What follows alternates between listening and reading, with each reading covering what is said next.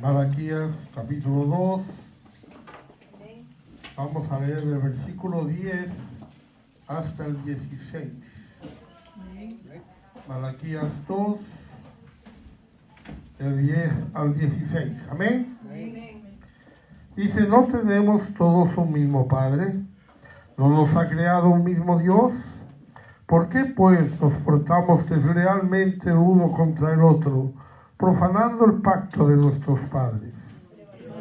Judá, en Israel y en Jerusalén han cometido abominación, porque Judá ha profanado el santuario de Jehová, que él amó, y se casó con hija de Dios extraño. Jehová cortará de las tiendas de Jacob al hombre que hace esto, al que vela y al que responde y al que ofrece ofrenda a Jehová de los ejércitos. Esta otra vez recibe la verdad de Jehová lágrimas, el llanto, clamor, así que no miraremos a la ofrenda para aceptarla con gusto de nuestras manos. Mas diréis: ¿por qué?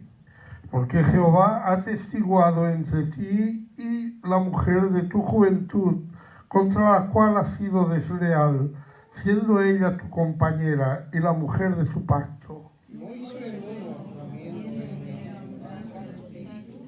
¿Y por qué uno? Porque buscaba una descendencia para Dios.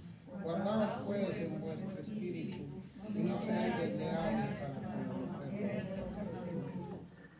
Porque Jehová, Dios de Israel, ha dicho que él aborrece el repudio y al que cubre de iniquidad su vestido.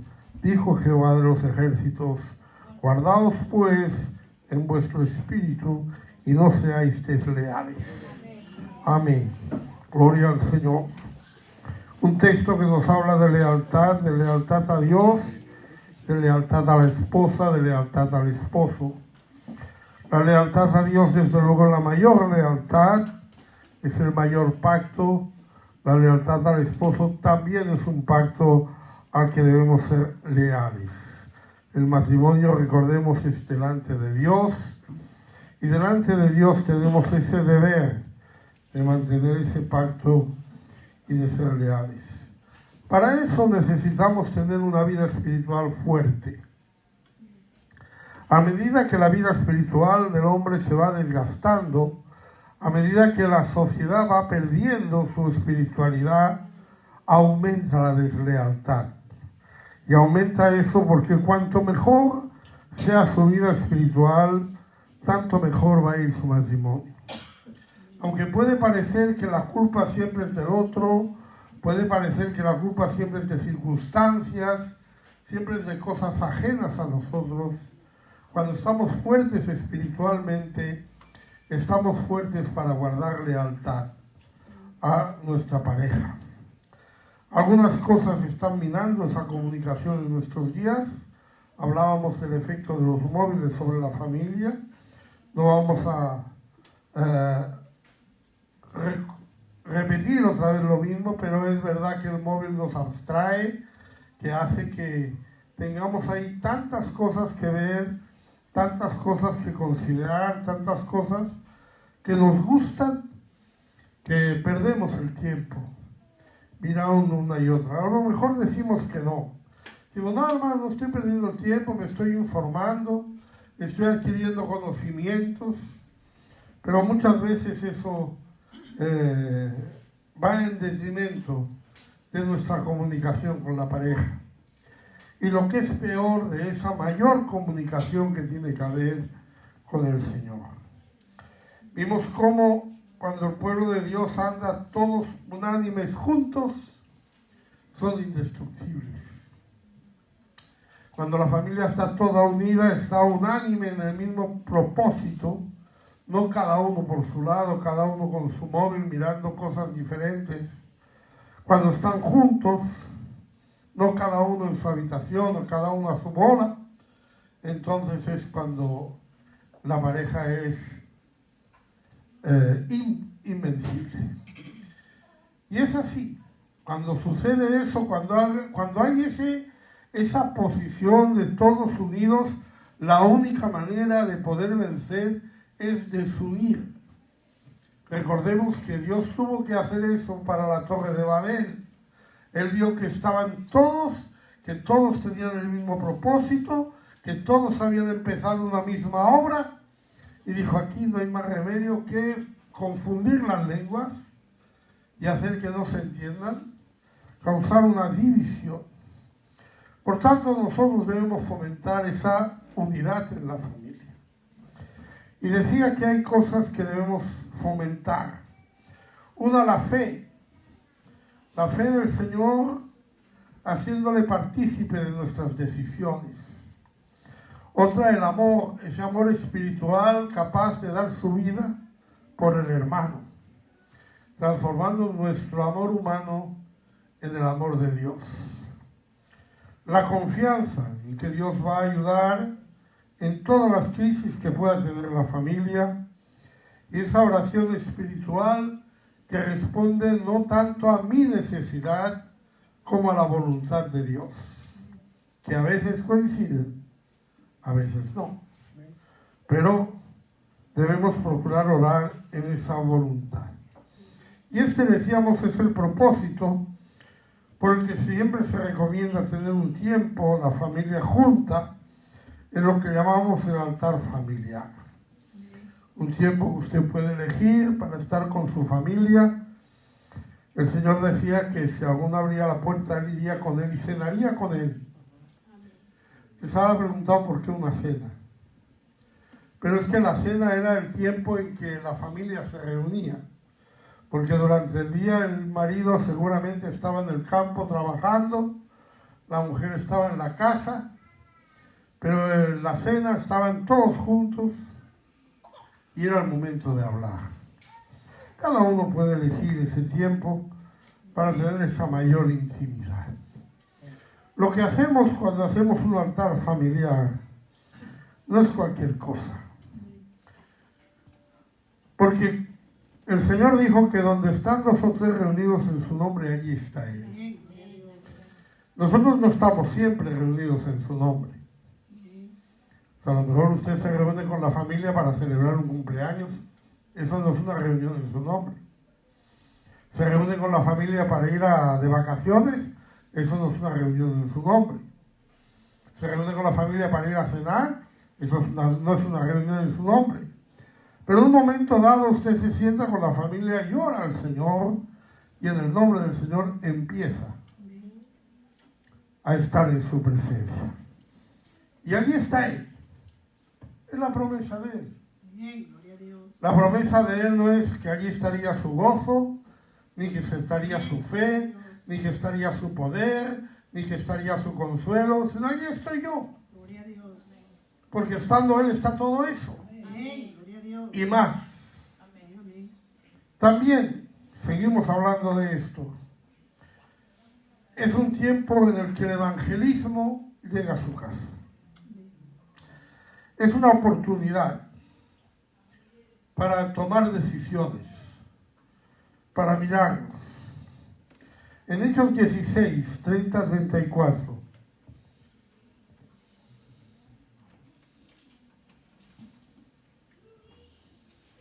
Ellos dijeron, ¿crees en el Señor Jesucristo? Hechos 16, 30, 34. Y sacándolos les dijo, señores, ¿qué debo hacer para ser salvo? Ellos dijeron, cree en el Señor Jesucristo y serás salvo tú y tu casa. Y le hablaron la palabra del Señor a él y a todos los que estaban en su casa. Y él, tomándolos en aquella misma hora de la noche, les lavó las heridas y enseguida se bautizó él con todos los suyos. Y llevándolos a su casa, les puso la mesa y se regocijó con toda su casa de haber creído a Dios. El carcelero les llevó a su casa. Podían haberlo hecho en la cárcel, ¿no? En ese momento que dicen, ¿qué debo hacer para ser salvo? Bueno, pues cree en el Señor Jesucristo y será salvo, ya está. Pero no, le llevó a su casa. Allí en la casa tuvieron un altar familiar. Allí Pablo pudo hablar a él y a todos los que estaban en su casa. Y al final se regocijó con toda su casa de haber creído a Dios. En Hechos 11, del 11 al 14.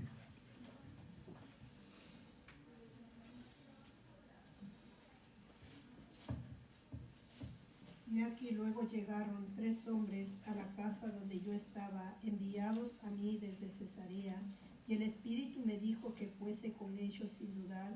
Fueron también conmigo estos 6 hermanos, y entramos en casa de un varón, quien nos contó cómo había visto en su casa a un ángel que se puso en pie y le dijo: envía hombres a Jope y haz venir a Simón, el que tiene por sobrenombre Pedro, y el que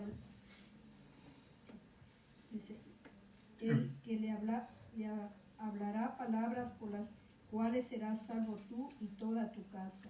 Cuando Pedro está relatando lo que pasó en casa de Cornelio, él dice que Cornelio recibió una visita de un ángel que le dijo que le fuera a buscar, y le dice: te hablará palabras por las cuales serás salvo tú y toda tu casa. En Hechos 18:8.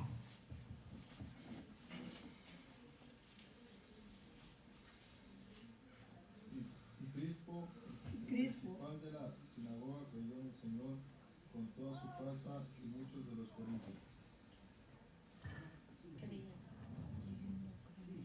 Sí, es eso. Oyendo, creían y eran bautizados.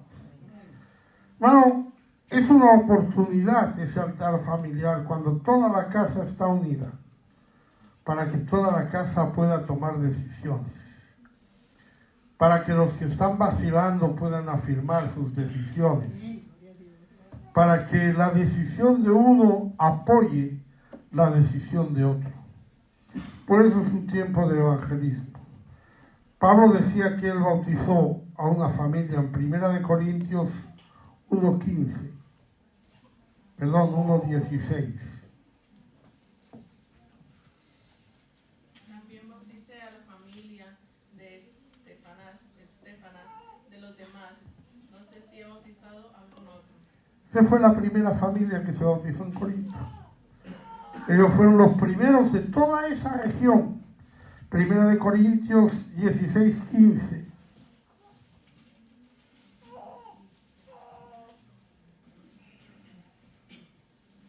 Hermanos, Ya sabéis que la familia de Estefanas es las primicias de Acaya y que ellos se han dedicado al servicio de los santos. Esos primeros bautizados por Pablo en Acaya, esos primeros bautizados por Pablo, Estefanas y su familia, llegaron a ser unos servidores de Dios.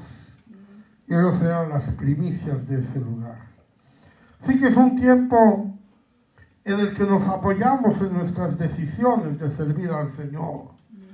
Es un tiempo en el que tal vez un hijo que todavía está dudando, un esposo que todavía duda, una esposa que todavía duda, puede ser afirmada y puede ser afirmado en la presencia de Dios. También el altar familiar supone traer la palabra de Dios a su casa. Esto es para conocer la voluntad de Dios. Las necesidades del hogar van a ser examinadas a la luz de la palabra de Dios. Es muy importante, como hemos dicho muchas veces, que no miremos nuestra petición según lo que queremos, según lo que quiere Dios. Entonces la palabra nos ayuda a saber qué es lo que quiere Dios. Pueda coincidir o no con nosotros. En Deuteronomio 6, del 5 al 9.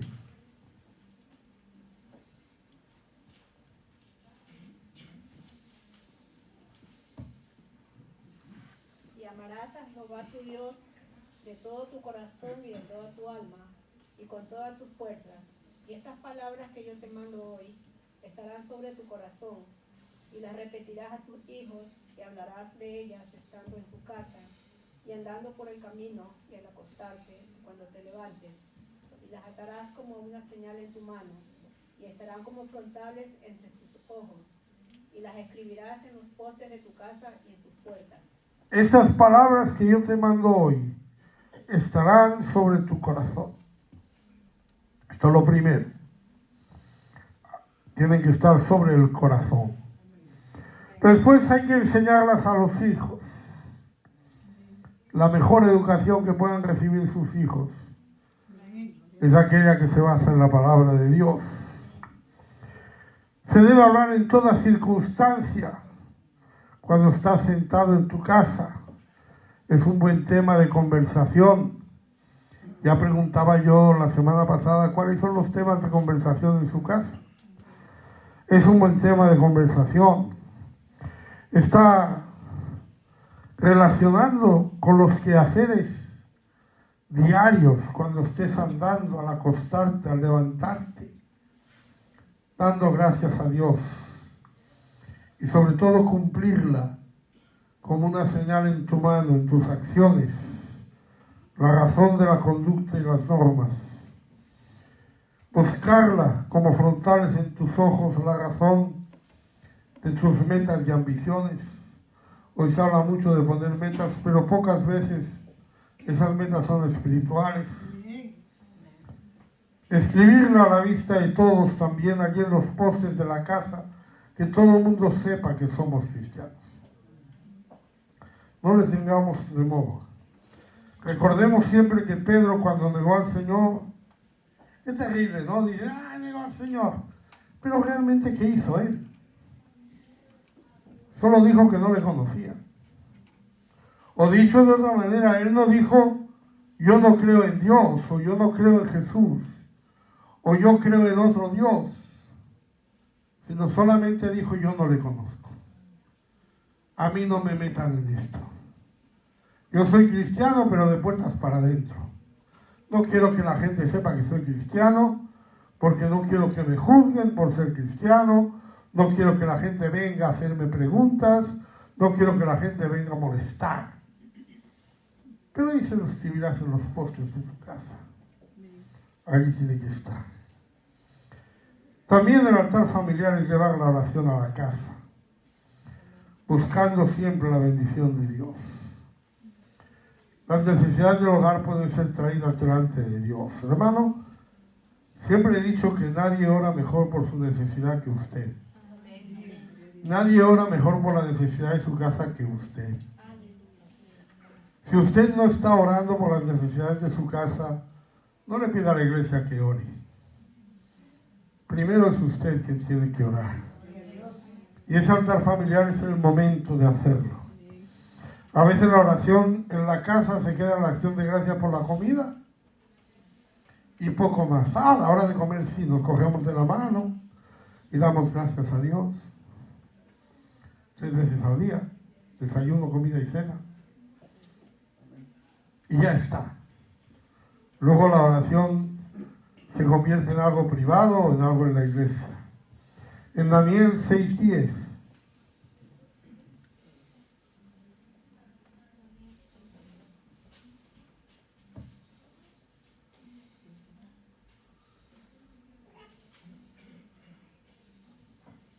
Cuando Daniel supo que el edicto había sido firmado, entró en su casa y abiertas las ventanas de su cámara que daban hacia Jerusalén, se arrodillaba 3 veces al día y oraba y daba gracias delante de su Dios como lo hacía hacer antes. Cuando se firmó ese edicto dice que entró en su casa y abrió las ventanas de su cámara. Ahí era donde él oraba. No era que se puso a orar entonces. Pero, uy, hay persecución, vamos a orar porque nos están persiguiendo. No, no es el momento de ponerse a orar. Él lo solía hacer antes. Él ya lo venía haciendo. Lo único que hizo fue seguir haciéndolo. Tal vez alguien le aconsejó, le dijo, hermano, no sea tan radical porque como están las cosas, igual le viene persecución.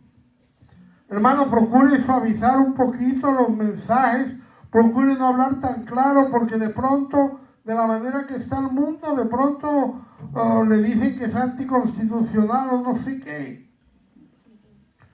Pero sería como solía ser antes. Ni siquiera se molestó en cerrar las puertas ni las ventanas, sino que lo dejó abierto. A veces solo oramos en la iglesia, pero no eran cultos de oración, hermano, era oración privada. Y no empezó esa oración privada cuando vino la dificultad, sino que ya lo solía hacer antes. Por tanto, el altar familiar debe ser algo, una rutina en la casa. Qué bueno que sería eso, que llegáramos a tenerlo así. Para eso usted debe estar preparado, debe estar alimentado, debe estar consagrado. La asistencia a los cultos lo hace posible. Probablemente usted recibe alimento aquí y poco alimento fuera de aquí. Es normal. Para eso se dan los cultos, para alimentar. Y nuestro nivel espiritual y personal va a marcar el nivel de nuestro altar familiar también. Por tanto, cuando hacemos el altar familiar debemos sujetar la mente a los pensamientos de Dios. No aprovechar esa reunión en el nombre del Señor, no aprovechar ese tiempo que estamos reunidos en el nombre del Señor para hablar de las cosas de casa, sino de las cosas de Dios.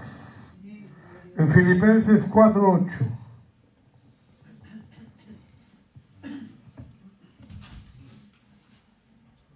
Por lo demás, hermanos, todo lo que es verdadero, todo lo honesto, todo lo justo, todo lo puro, todo lo amable, todo lo que es de buen nombre, si hay virtud alguna, si alguno digno de alabanza, en esto pensad. En esto pensad. En lo demás no penséis. Pensad en esto, concentraros en esto. No hay que aprovechar ese tiempo para ahora que estamos todos reunidos, vamos a decir lo que me pasó a mí el otro día, la mala cara que me puso el otro, lo que me dijo el de más allá. No. A la edificación. En lo demás no pensamos. Debemos preparar ese tiempo. Hay algo que me llama la atención, aunque no hable de la oración o del altar familiar. En 1 Tesalonicenses 4:11.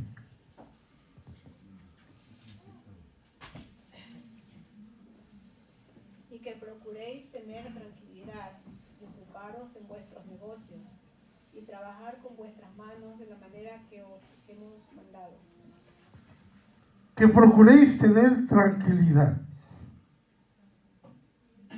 Qué gran consejo, ¿no?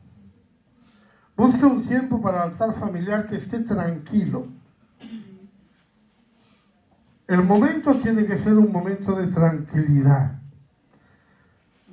La actividad del día es frenética a veces.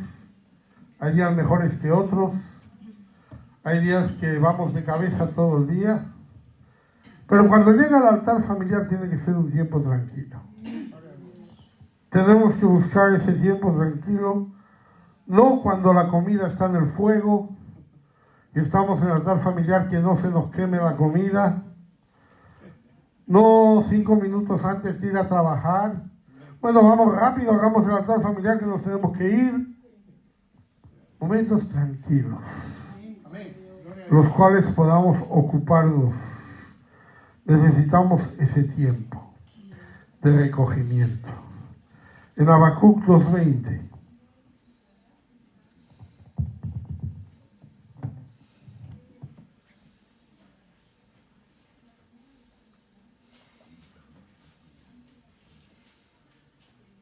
Mas Jehová está en su santo templo, calle delante de toda la tierra. Amén. Ese calle no significa que no pueda hablar. No, si calle no puedo alabar a Dios, no se puede. Pero cuando dice calle quiere decir esté el mundo tranquilo, esté el mundo en sosiego, esté en silencio delante de Él. También en ese altar familiar vamos a tener un tiempo de oración. Es importante que la oración sea breve, sin rodeos, sin florituras. A veces más que orar parece que estemos predicando. Aprovechamos la oración para citar los salmos de memoria.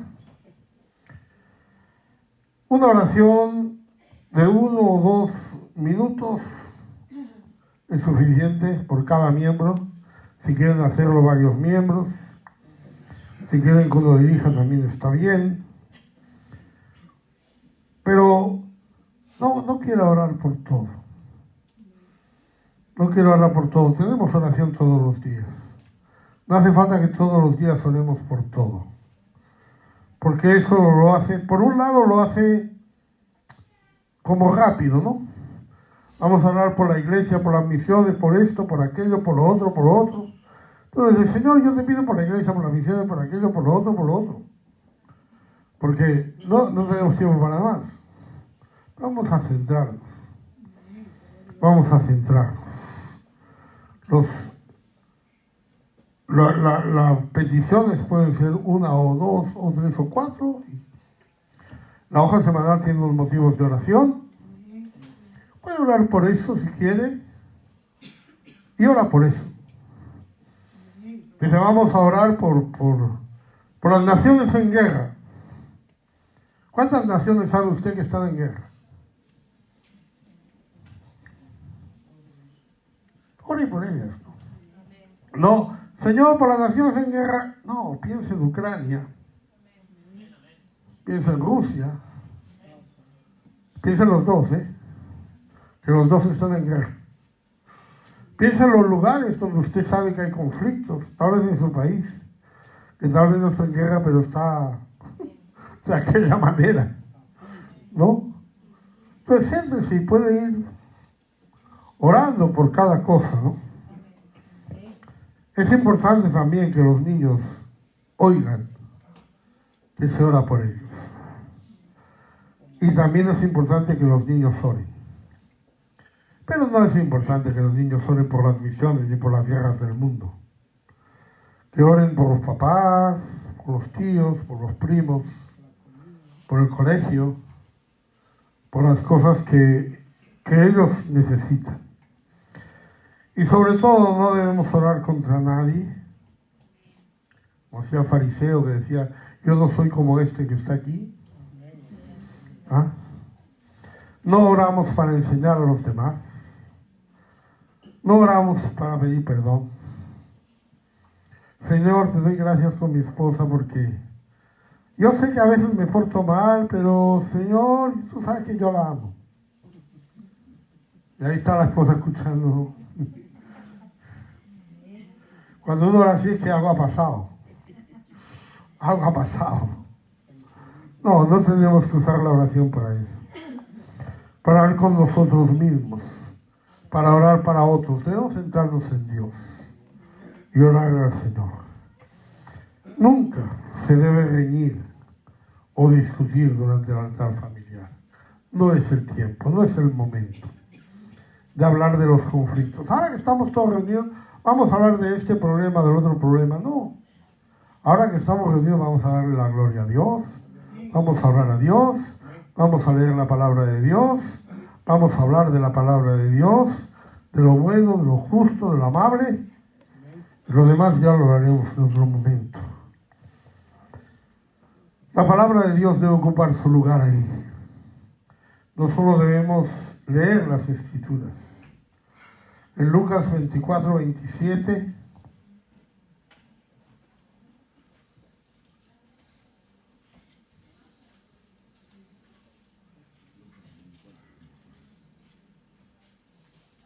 comenzando desde Moisés, siguiendo por todos los profetas, les declaraba en todas las Escrituras lo que de él decían.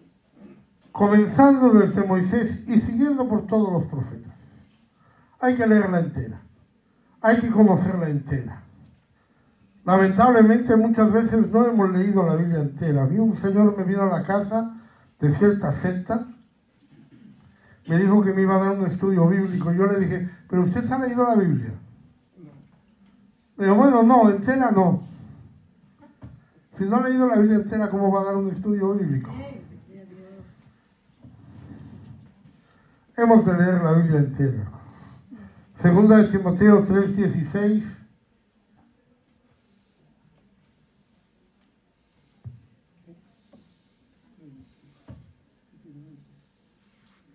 Toda la Escritura es inspirada por Dios y útil para enseñar, para redarguir, para corregir, para instruir en justicia. Amén. Toda la Escritura es inspirada por Dios. No solo Hechos 2:38. Toda la Escritura es inspirada por Dios. Hay que leerla toda. Y hay que escudriñarla. Juan 5:39. Juan 5:39.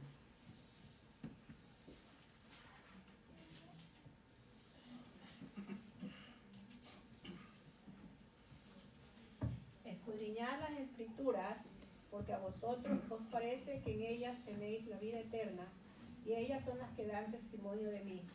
Los judíos tenían las Escrituras, leían las Escrituras, conocían las Escrituras, algunos se las sabían de memoria. Pablo, cuando perseguía a los cristianos, se sabía la ley de memoria.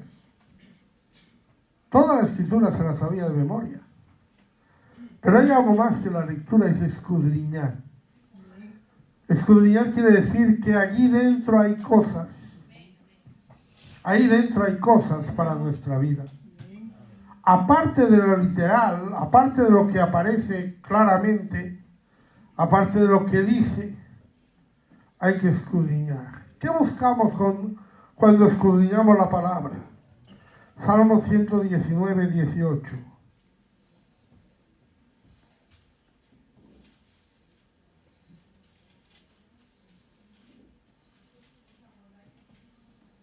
Abre mis ojos y miraré las maravillas de tu ley. Buscamos revelación. Abre mis ojos, dice. Bueno, la ley de Dios es maravillosa. Usted no necesita que le abran los ojos para eso. Es maravillosa. La ley de Dios es perfecta. No porque sea de Dios solo, es que es perfecta. La ley de Dios tiene leyes que ninguna nación ha tenido, ni tiene. Por ejemplo, que los esclavos tengan que descansar el sábado. ¿En qué civilización los esclavos tienen un día de descanso a la semana? En ninguna. Solo en la ley de Dios. Es maravillosa, hermano. Es una ley hermosa, es una ley preciosa. Usted lee la ley y usted ve ahí justicia. Que abre mis ojos. Abre mis ojos. También esa palabra nos llevará a la santidad. Salmo 119:9. ¿Con qué limpiará el joven su camino? Con guardar tu palabra. Con guardar tu palabra. La palabra de Dios nos dice lo que está bien y lo que está mal. Lo que Dios dice que está bien, está bien. Lo que Dios dice que está mal, está mal. No se discute. Es así. Usted puede estar en acuerdo, en desacuerdo, le puede costar más o menos, pero no se puede discutir. Es así. A veces discutimos, a veces damos vueltas, a veces cambiamos. Ayer el hermano Samuel nos estaba hablando de ese problema, ¿no? De pronto usted tiene un problema con algo y usted, no, a lo mejor Dios no me pide que deje eso. A lo mejor en eso es igual que yo no obedezca. Puedo obedecer todo lo demás y no obedezco esto. ¿Qué más da?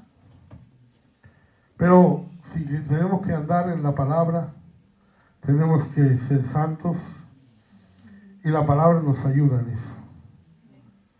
Por lo tanto, debemos hacerlo de una manera metódica. En Hechos 17:11.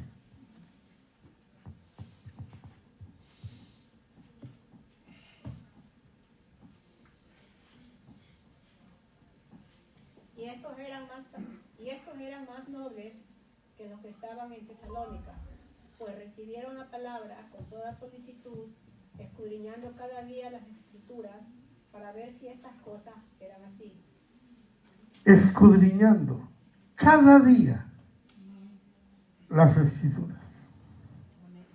Ellos escuchaban el mensaje de Dios, escuchaban el mensaje de Pablo.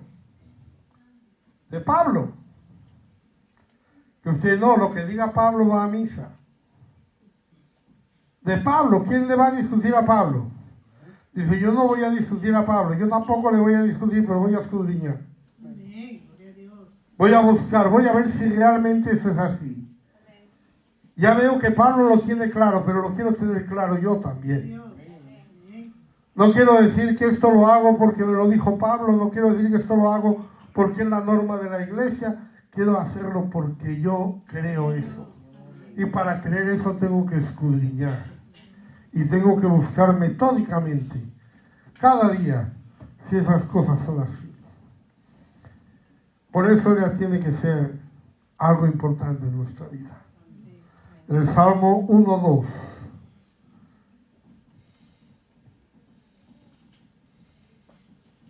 Bienaventurado el varón que no anduvo en consejos de malos, ni estuvo en caminos de pecadores, ni en silla de escarnecedores se ha sentado, sino que en la ley de Jehová está su delicia, y en su ley medita de día y de noche. En su ley medita de día y de noche. Si yo le pregunté que estaban hablando en su casa, le pregunto, ¿qué piensa usted cuando va en el autobús? Y no me conteste que los memes del móvil. ¿No? ¿En qué aprovecha el tiempo, hermano? Usted lee la palabra y esa palabra ahí puede quedar. Esa predicación puede quedar ahí. Y cuando usted sale de aquí puede irla repasando. Y si la repasa, más veces se le queda en la mente. Porque usted sabe que cuando dejamos de repetir las cosas las olvidamos. ¿Sabe eso? A mí me pasa con los chistes. Cuando hace mucho tiempo que no cuento un chiste se me olvida. Después un día por alguna cosa me viene a la mente, anda, mira ese chiste. Pues no hace años que no lo cuento. Porque cuando no lo hacemos, lo perdemos. Cuando no meditamos en la palabra. Un pensamiento que usted hoy le impacta, un pensamiento que usted hoy le llena, un pensamiento que usted hoy le cambia, si usted no lo va meditando en su vida, se va a olvidar. Se va a olvidar, va a ser una anécdota, va a ser el pensamiento de la bendición del año 23. Y ya está. Pero no va a ser permanente. Por eso hay que estar ahí, meditando en esa palabra. Y hacerlo buscando con humildad poder hacer que esa palabra sea real en nuestra vida. En Santiago 1:22.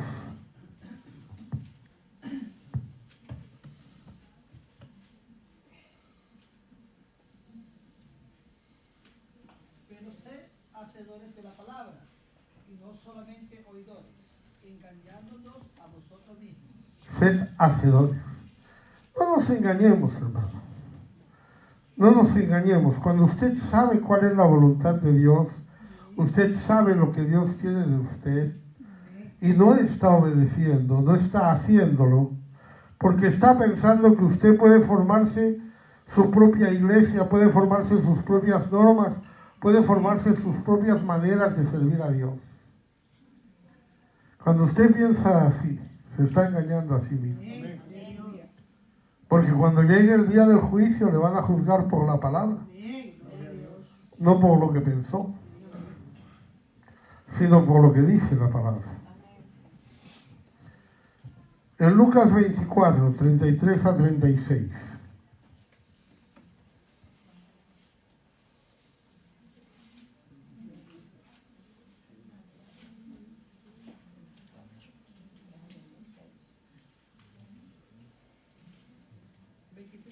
Y levantándose en la misma hora, volvieron a Jerusalén y hallaron a los 11 reunidos y a los que estaban con ellos, que decían: ha resucitado el Señor verdaderamente, y ha aparecido a Simón. Entonces ellos contaban las cosas que les habían acontecido en el camino, y como le habían reconocido al partir el pan.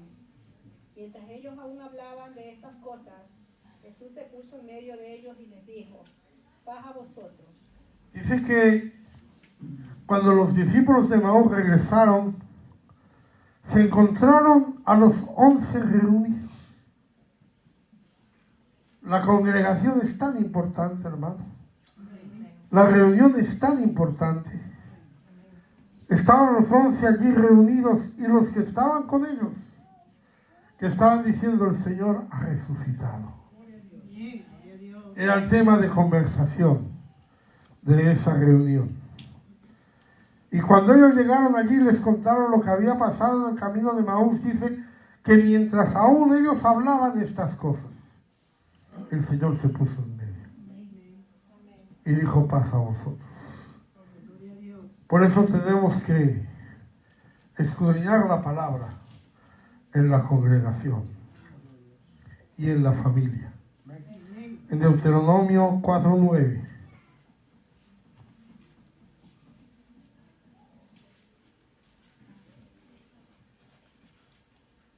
Por tanto, guárdate y guarda tu alma con diligencia, para que no te olvides de las cosas que tus ojos han visto, y separes en tu corazón todos los días de tu vida, antes bien. Las enseñarás a tus hijos de los hijos de tus hijos. No te olvides ni se aparten de tu corazón. Medita en ello. Enseña a los hijos y a los hijos de tus hijos. Así es como la palabra debe ir. En 1 Tesalonicenses 2:11.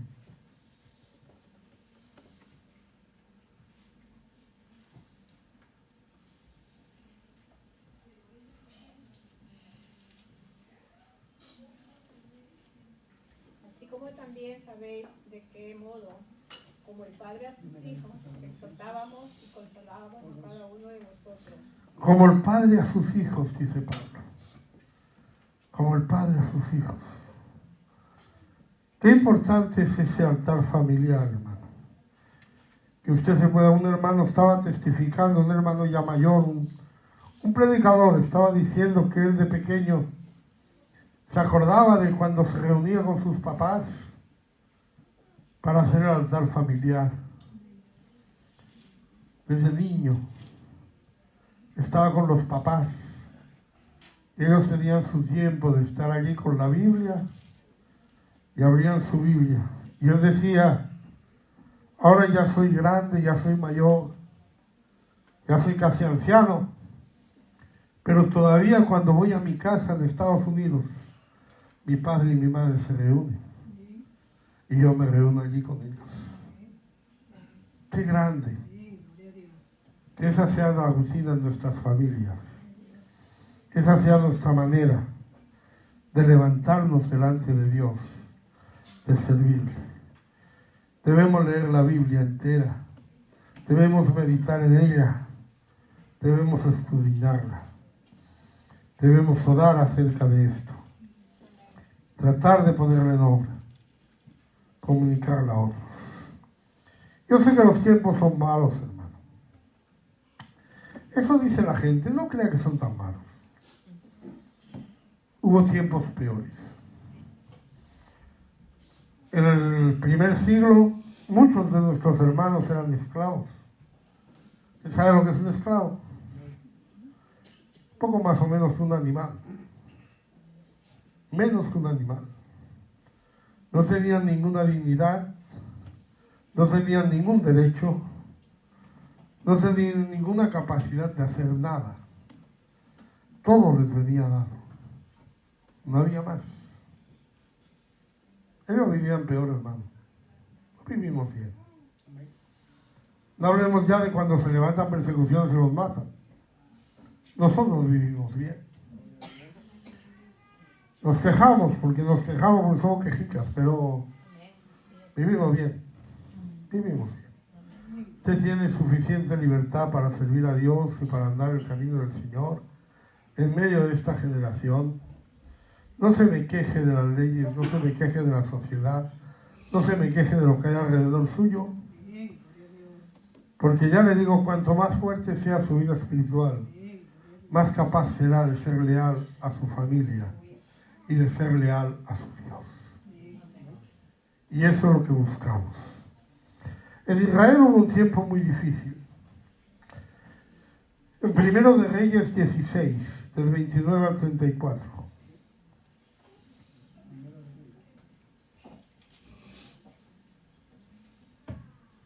Cuando comenzó a reinar Acab, hijo de Omri, sobre Israel, el año 38 de Asa, rey de Judá, y reinó Acab, hijo de Omri, sobre Israel en Samaria 22 años. Y Acab, hijo de Omri, hizo lo malo ante los ojos de Jehová, más que de todos los que reinaron antes de él. Porque le fue ligera cosa andar en los pecados de Jeroboam, hijo de Nabat. Y tomó por mujer a Jezabel, hija de Baal, rey de los Sidonios, y fue y sirvió a Baal y lo adoró. E hizo altar a Baal en el templo de Baal que él edificó en Samaria. Hizo también Acab una imagen de acera, haciendo así Acab más que todos los reyes de Israel que reinaron antes que él, para provocar la ira de Jehová, Dios de Israel. En su tiempo, y él de Betel reedificó a Jericó, a precio de la vida de Abiram, su primogénito. Echó el cimiento, y a precio de la vida de Segub, su hijo menor, puso sus puertas, conforme a la palabra que Jehová había hablado por Josué, hijo de Nun. Estamos en el siglo X antes de Cristo, y sube de Israel un rey. Todos los reyes de Israel más o menos fueron malos. Recordamos que Israel, cuando se separó de Judá, construyó unos becerros que eran sus dioses, y prácticamente todos los reyes de Israel fueron malos, pero Acab dice que fue el peor. Acab, que significa hermano del padre, era hijo de Omri y fue un mal rey. Se casó con Jezabel, una hija del mundo, una hija de el rey de Sidón, del Baal, una fenicia. Por cierto, el siglo X es el tiempo que los fenicios inventaron el alfabeto, pero eso es otro cantar. Ellos dos se unieron, y lo que pasó fue que se introduce el culto a Baal, que significa Señor, que era el dios principal de los fenicios, representaba la naturaleza, la fertilidad, el clima estaba en sus manos y por lo tanto también las cosechas. Y la diosa Acera, que significa bendita o feliz, y era su esposa. Ella representa la suerte y la fortuna, y por tanto también el sexo y la reproducción. Juntos, Baal y Acera representan el sustento, el consumo, la suerte y el placer. En otras palabras, el materialismo puro, sin leyes de santidad, solo puro materialismo, populismo que llamaríamos hoy. Porque eso es lo que pasa ahora. No es tan distinto.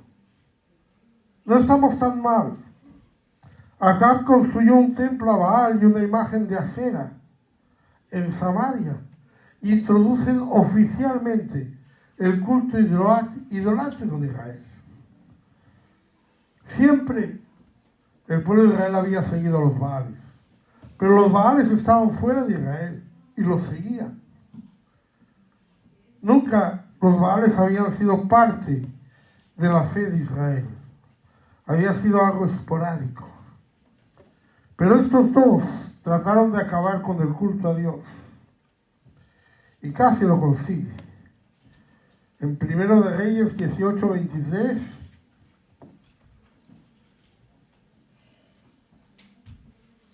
Désenme pues 2 bueyes y escojan ellos uno. 1 de Reyes 18:23. 22, perdón. Y Elías volvió a decir al pueblo: solo yo he quedado profeta de Jehová, más que los profetas de Baal hay 450 hombres. 450 profetas de Baal por un profeta de Dios. Solo yo he quedado, dice. No sé cuál es la proporción hoy en día. ¿Cuántos maestros falsos hay y cuántos hay verdaderos? Quizá tengamos la misma proporción, o quizá no lleguemos a tanto. ¿Cómo se llegó a eso? ¿Cuál fue la razón? 1 de Reyes 21, 25 y 26.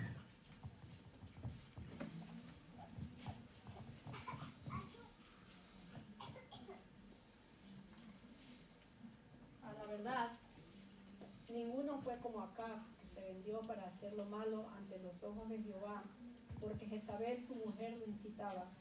Él fue en gran manera abominable, caminando en pos de los ídolos, conforme a todo lo que hicieron los amorreos, a los cuales lanzó Jehová de delante de los hijos de Israel.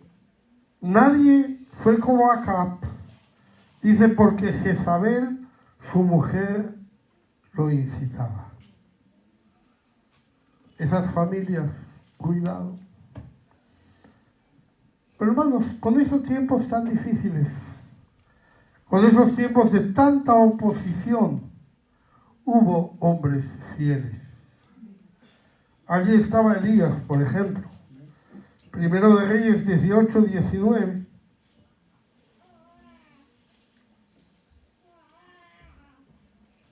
Vendría pues ahora y congrégame a todo Israel en el monte Carmelo, y los 450 profetas de Baal y los 400 profetas de Acera, que comen de la mesa de Jezabel. 450 profetas de Baal y 400 de Acera, que eran sostenidos por el Estado. Y Elías estaba allí. Pero allí estaba Elías, hermano. Y no era el único. Gente muy cercana al rey. Primero de Reyes 18, 3 y 4. Y Acab llamó a Abdías, su mayordomo. Abdías era en gran manera temeroso de Jehová, porque cuando Jezabel destruía a los profetas de Jehová, Abdías tomó a 100 profetas y los escondió de 50 en 50 en cuevas, y los sustentó con pan y agua. Abías, el mayordomo de Acab, el mayordomo de él, dice que era en gran manera temeroso de Jehová. Nosotros queremos tener una familia como la de Abdías o como la de Elías, ¿no? En medio de esta sociedad, no se asuste de la sociedad. No mire a la sociedad como una amenaza. Dios es nuestra fuerza. Pero tenga cuidado con esa sociedad. Tenga cuidado. El contacto de Acab con Judá trajo consecuencias muy graves. Cuando el pueblo de Dios, el pueblo de Judá, el que habitaba en Jerusalén, el que tenía la tribu de Leví, el que servía a Dios, una vez Josafat, uno de sus reyes, quiso hacer un pacto con este Acab. Fue bueno. Josafat fue un gran rey, excepto en esto. Primero de Reyes 22, 3 y 4. Y el rey de Israel dijo a sus siervos: ¿No sabéis que Ramón de Galaad es nuestra, y nosotros no hemos hecho nada para tomarla de mano del rey de Siria? Y dijo a Josafat: ¿Quieres venir conmigo a pelear contra Ramón de Galaad? Y Josafat respondió al rey de Israel: Yo soy como tú, y mi pueblo como tu pueblo, y mis caballos como tus caballos. Este rey, que fue el peor de Israel y el que más movió a ira a Jehová, habló con Josafat, que era un buen rey de Judá, y le propuso una alianza. Cuidado. El mundo quiere aliarse, pero no para bien. Le propuso una alianza y Josafat le dice a este hombre: yo soy como tú, y mi pueblo como tu pueblo, y mis caballos como tus caballos. No, hermano, no somos como ellos. Usted no es como su familia, usted no es como sus amigos, usted no es como sus compañeros de trabajo, usted no es como ellos. Pero él dijo que lo era. Y eso Dios se lo reprochó. En segundo de Crónicas 19, 1 y 2.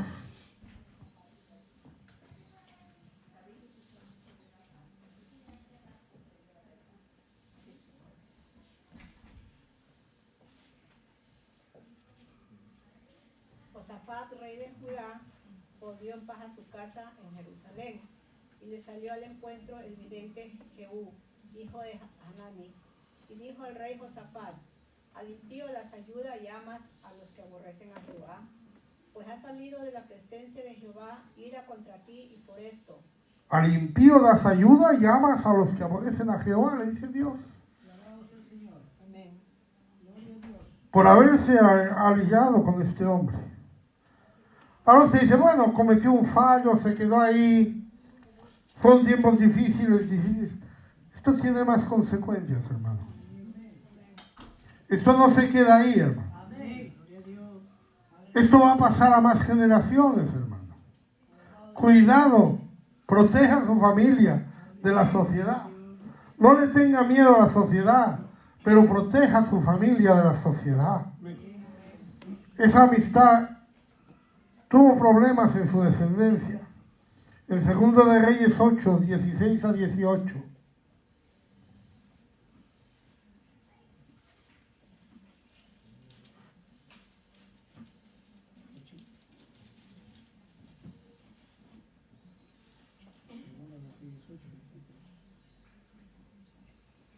En el 5.º año de Joram, hijo de Acab, rey de Israel, y siendo Josafat rey de Judá, comenzó a reinar Joram, hijo de Josafat, rey de Judá. De 32 años era cuando comenzó a reinar, y 8 años reinó en Jerusalén. Y anduvo en el camino de los reyes de Israel, como hizo la casa de Acab. Porque una hija de Acab fue su mujer, e hizo lo malo ante los ojos de Jehová. Joram, hijo de Acab, era rey de Israel. Acab había muerto. Ya se había acabado eso. Ahora estaba reinando Joram. Y entonces empieza a reinar otro Joram, hijo de Josafat, del bueno, rey de Judá. Pero este hijo de Josafat, sin duda, había tenido amistad con ese Joram de Israel. Porque los padres estaban aliados. Los padres se llevaban bien, iban a sus fiestas, se intercambiaban regalos, y los niños también. Y entonces había esa amistad, y por esa amistad el hijo de Josafat se casó con una hija de Acab, con Atalía, la hija de Acab. Joram y Atalía reinan 8 años. Joram muere con 40 años. A Joram le sucede Ocosías, su hijo, por 1 año más o menos. Pero después, ¿qué sucede?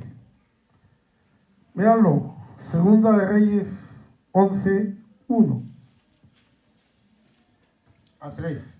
Cuando Atalia, madre de Ocosías, vio que su hijo era muerto, se levantó y destruyó toda la descendencia real. Pero Josabá, hija del rey Joram, hermana de Ocosías, tomó a Joás, hijo de Ocosías, y lo sacó furtivamente de entre los hijos del rey, a quienes estaban matando, y lo ocultó de Atalia, a él y a su ama en la cámara de dormir, y en esta forma no lo mataron. Y estuvo con ella escondido en la casa de Jehová 6 años, y Atalia fue reina sobre el país. Cuando Joram muere, le sucede a Ocosías, su hijo. Pero cuando Ocosías muere, la esposa, ¿qué hace? Usurpa el trono. ¿Y qué hace Atalía? Destruyó toda la descendencia real. Por poco David se queda sin rey en el trono. Por poco se pierde la descendencia de David en Judá. Consecuencia del acuerdo entre Josafat y Acab 2 generaciones antes. Consecuencia de lo que pasó allí con esas familias, hermano. No, hermano, no le tenga miedo al mundo. No se preocupe por el mundo. No crea que su familia va a ser destruida por el mundo. Pero guárdela del mundo. Y guárdese del mundo. Porque cuando entra, no va a afectarle solamente a usted. Porque a lo mejor me afecta solo a mí. Yo sé que yo no va a pasar nada. Pero mi hijo y mis nietos, ¿qué vaya a suceder? Por poco se destruye toda la descendencia de David. Atalía consiguió matar a todos los descendientes de David que tenían derecho al trono, excepto uno. Gracias a Dios. Bueno, el matrimonio se basa en esa intimidad que produce la confianza entre los esposos,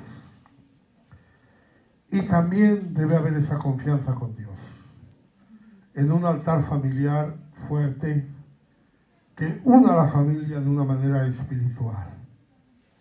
El mundo va a atentar contra eso, el mundo va a poner problemas a eso, lo va a hacer, hermano. No le tenga miedo. No nos hace falta clamar, no nos hace falta buscar.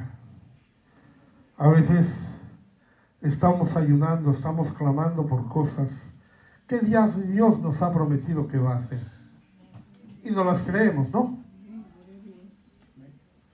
Y uno no está orando por las cosas que ya sabe que se van a hacer. Uno no va a su madre a clamar que le dé de comer porque sabe que la madre le va a dar de comer. No dice, me voy a estar toda la mañana clamando para que mi madre me dé de comer. ¿Por qué le va a dar de comer, hermano? Dios le va a proteger la familia, no se preocupe. Dios va a proteger su familia, Dios va a ayudar a su familia, Dios va a levantar su familia, pero usted debe guardarse de no tener alianzas con el mundo, de no tener compromisos con el mundo, porque ese compromiso que para usted es ligero, para los hijos se enamoraron. Josafat ya tenía su esposa, Acab ya tenía su esposa. Ellos no tuvieron problema ninguno, pero el hijo de uno se casó con la hija de la otra. Y ahí surgió el problema, y bien grave que fue el problema. Pero bueno, allá el Señor libró a su pueblo una vez más, para su gloria. Aleluya. Gloria a Dios. Vamos a ponernos en pie.